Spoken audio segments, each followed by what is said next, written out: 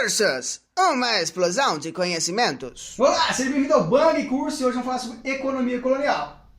A vida econômica da colônia foi marcada pela diversidade regional. Até meados do século XVIII, o centro da vida econômica era o Nordeste, que tinha a capital Salvador, estava mais próximo dos centros europeus e tinha os melhores portos. Tudo isso graças a um produto especial: o açúcar. A cana foi durante toda a colonização o principal produto. Mesmo durante o auge da exploração do ouro em Minas Gerais, a cana continua a ser o principal produto de exportação. É claro que havia muito ouro passando por baixo dos panos, mas para efeito de contabilidade oficial, os números são esses. A produção açucareira se estabeleceu entre as décadas de 1530 e 1540, desde São Vicente até o Nordeste. O próprio Martim Afonso foi dono de um engenho na capitania de São Vicente. Produzir açúcar não era tarefa fácil, exigia dinheiro, tecnologia, mão de obra especializada e força bruta. Os portugueses trouxeram mestres italianos e flamengos que já tinham experiência nessa atividade na Ilha da Madeira.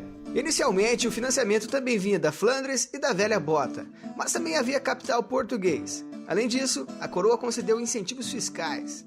Posteriormente, houve financiamento por parte de ordens religiosas e comerciantes locais. Nos engenhos do sul, o principal produto extraído da cana-de-açúcar não era açúcar, era a marvada pinga.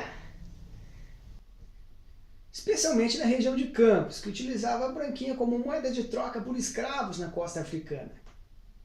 O engenho era composto das plantações de cana-de-açúcar, dos equipamentos para processá-la, as construções, casa grande, senzala, entre outras coisas.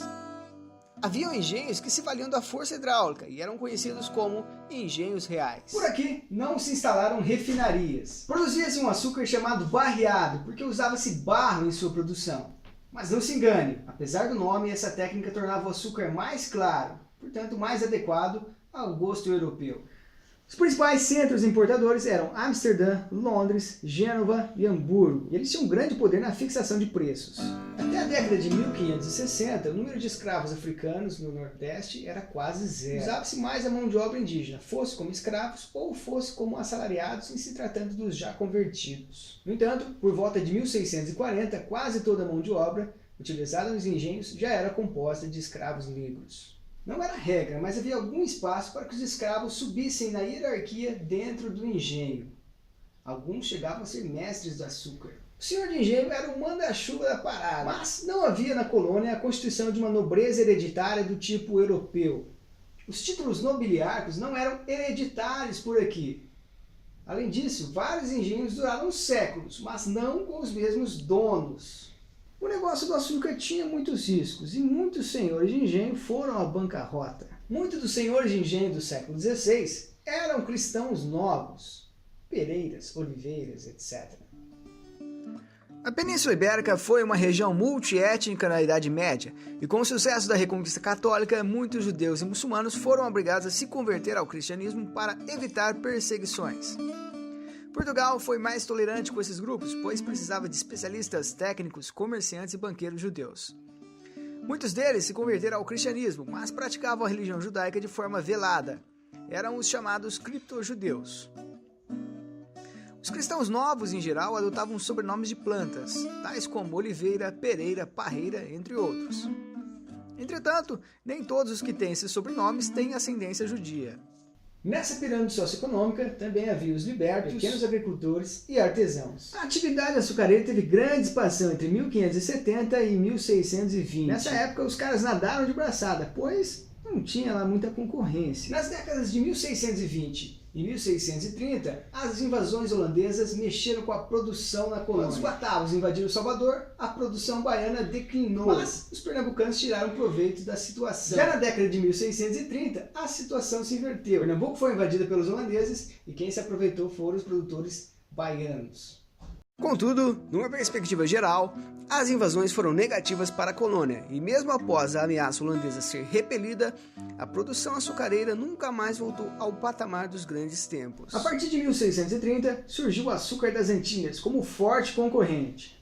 A alta especialização gerada pela produção do açúcar limitou a diversificação econômica na colônia. O fumo foi a segunda maior atividade econômica voltada para a exportação, mas não chegava nem aos pés da atividade açucareira. O polo produtor de fumo era o Recôncavo Baiano. O produto também era usado na costa africana na troca por escravos. As plantações de fumo eram adequadas para os pequenos produtores. No século XVIII, cerca de 27% destes eram mulatos. A pecuária também teve importância no quadro da economia colonial.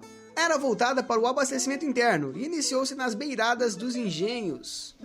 Com o avanço da economia açucareira, os criadores foram empurrados para os sertões mais distantes, alcançando o rio Tocantins e Araguaia. Vale dizer que nessas regiões da pecuária é que estavam os maiores latifúndios.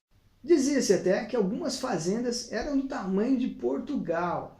Ainda temos que falar da mineração, das bandeiras e das atividades econômicas mais ao sul. Vamos deixar esses assuntos para mais adiante e falar dos reflexos provocados pela União Ibérica no Brasil. Você é meu convidado para o vídeo sobre as invasões holandesas. Basta clicar no botão que vai aparecer ao final do vídeo e vamos lá para o nosso canal no YouTube.